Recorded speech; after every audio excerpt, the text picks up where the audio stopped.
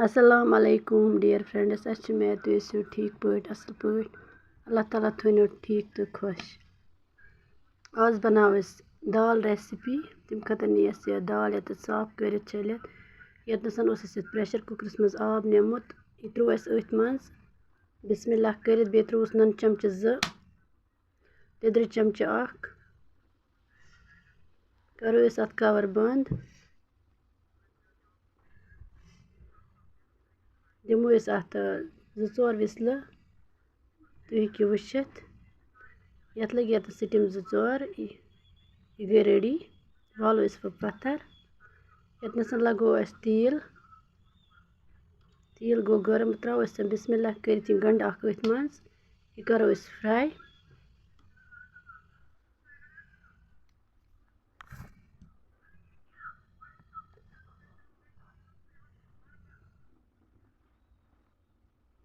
नुन चमच ओड त्रोस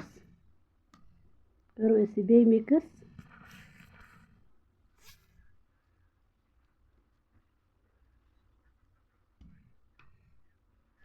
गंड गई फ्राई त्रोस अत मरचांगन चमच 1 लिद्र चमच 1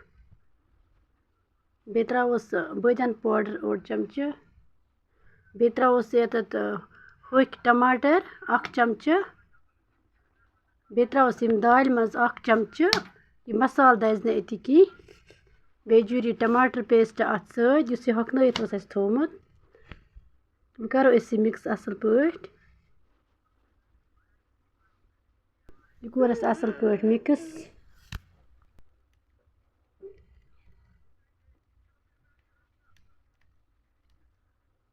अत त्रो रुहन पेस्ट 1 चमच मज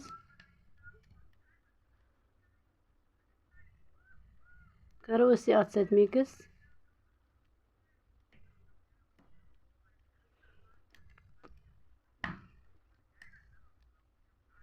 बे त्रोस दाल 1 चमच बे हेकि वुचित यह गई रेडी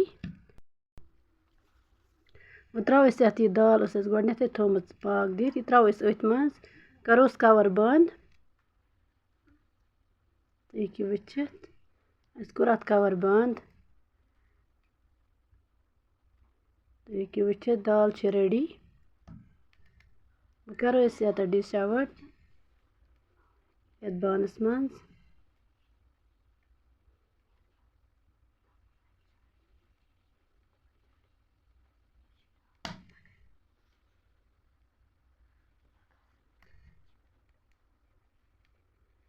तुम हेकि वुचित रेसिपी रेडी करो अत धनिया सत डेकोरेट सब्ज धनिया सत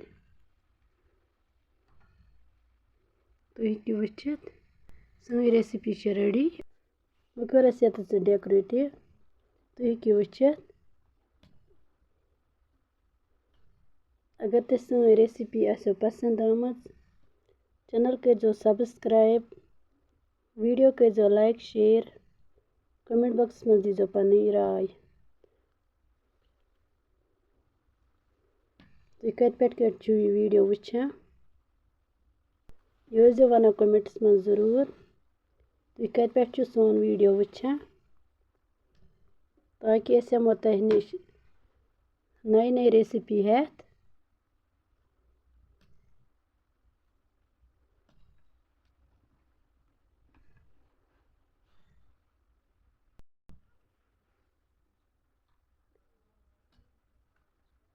तुम हेकि वुचित रेसिपी कजा असल गमज